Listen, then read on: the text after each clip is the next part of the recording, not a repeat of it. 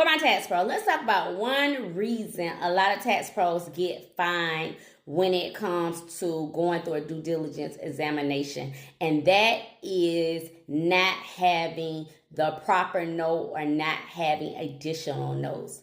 So let's talk about the proper notes. When I talk about the proper notes, meaning you do not have notes in reference to the 3 credits and the HOH in depth to make sure that your client is qualifying for those specific credits.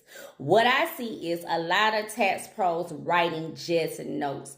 They might touch on a couple of things in reference to those credits and the HOH, but they're not asking all the qualification questions that need to be asked in order to know that your client qualified for those credits and that status.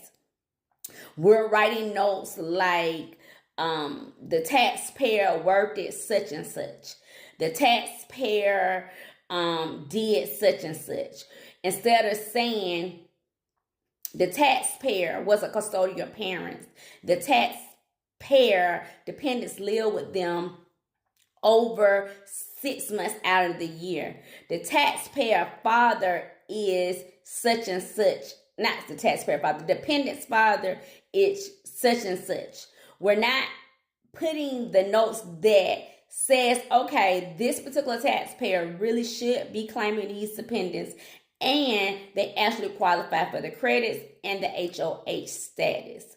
So go review your notes. Go review what the qualifications is for those specific credits and the HOH status.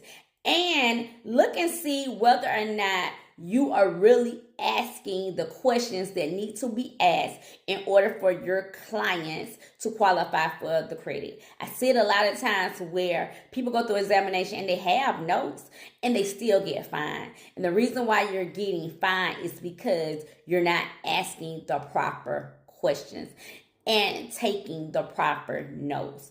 Now, understand the IRS do not have specific questions that you are supposed to ask every taxpayer or mandatory questions that you're supposed to ask the taxpayer. But what you do supposed to ask the taxpayer is all the questions to qualify them for the credits and the HOH status. For more tips, follow me at Gwinnetta Wright.